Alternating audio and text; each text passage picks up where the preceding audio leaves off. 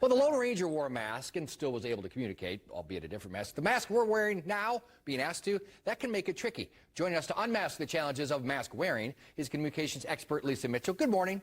Good morning, Tracy. Now, granted, the Lone Ranger just had his eyes covered and nothing else. We are in the opposite situation.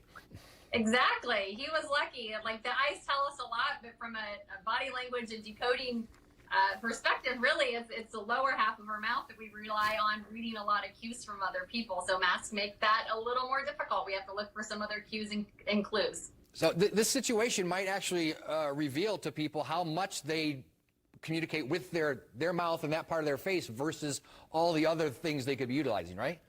Yeah, absolutely. You think about the cues that we get around safety, right? Is somebody a friend or a foe? Are they giving me signals of warmth?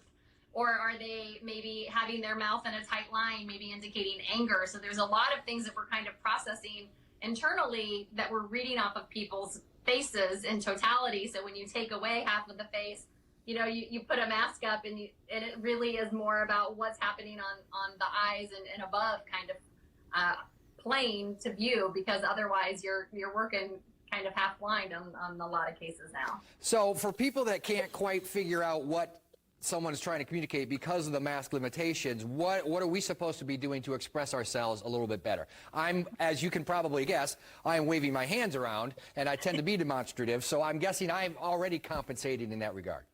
You are. That's one of the pro tips right there. You already do it naturally, Tracy, is when you can't express as much with your facial expressions and your smile, using your hands, using them to show signals of trust like open palms or even a wave or an acknowledgement, explanatory gestures for clarity, because really the goal is to be as clear and as clearly understood as we can be and also read people correctly. So the more we can help demonstrate, you know, what we're trying to convey and our openness and our warmth with our hands. I mean, maybe not just full on jazz hands, because people would probably go less for other reasons, but definitely using hands as an expression of greeting can really help compensate for what people can't see with your smile on your face. Well, and whether you are buying into the mask wearing or not, anyone that is wearing one is doing so with good intentions. And so I get a little, I don't want to say frustrated, but when people are trying to communicate and they pull the mask down under their chin to do so, I'm like, you're defeating the purpose. So even if you're not wearing a mask, you need to be understanding of the person that is and maybe focus a bit more on what they're trying to convey.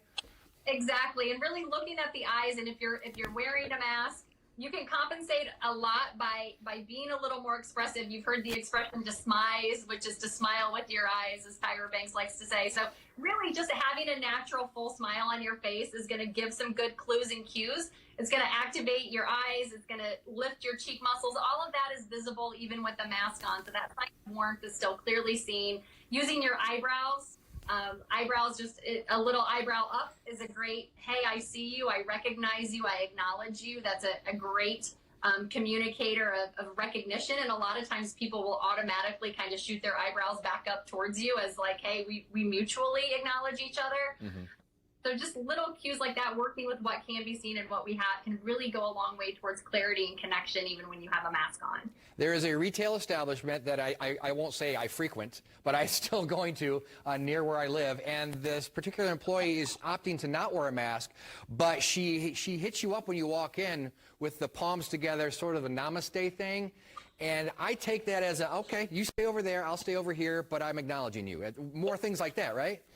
Absolutely. Any gesture that shows someone, hey, I see you, I'm connected with you, I'm honoring your space, I'm gonna practice safe social distancing with you, but that doesn't mean we have to ignore each other or be suspicious of each other. Like, masks are not about politics, they're about personal choice and safety. And so just respecting people's decisions and honoring them from a safe distance with your eyebrows and your eyes and your smile. Even if they can't see your mouth, they can still see it activated on your face. Well, and even especially from 6 feet away, you're really taking in the full person. So I imagine stance is also a relevant factor. Yeah, absolutely. Another great tool from the body language toolkit that you can use is how you're using your space and how you're positioning yourself. So instead of standing off put with someone where they might not feel quite as seen or acknowledged, you can still, from a safe physical distance, kind of square up with somebody, not in an adversarial or aggressive way, but just kind of an acknowledgement where you're your shoulders, hips, and knees are kind of facing each other. That's what we call an engaged pose or an engaged stance. And again, from 6 feet apart or even further, that still says, hey, I'm connected with you. I'm here to help you. I see you. And I'm happy that you're here. Well, as an expert in communication and an expert in visuals, also people should probably not let the appearance of others not wearing it intimidate them if they believe this is for the greater good. Absolutely. It really is respecting personal choice, adhering to recommendations, honoring whatever establishment or home that you're walking into, what their rules are for how they feel most safe, and just keeping that smile activated, the eyes lifted, and letting people know that, hey, we're kind of in this together and we'll get through it, whatever you choose. Especially if your glasses fog up. You got to be really expressive then, right?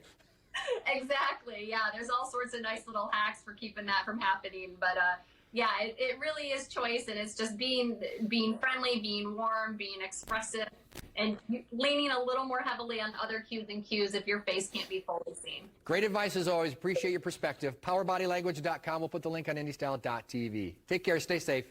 Thanks. You do the same.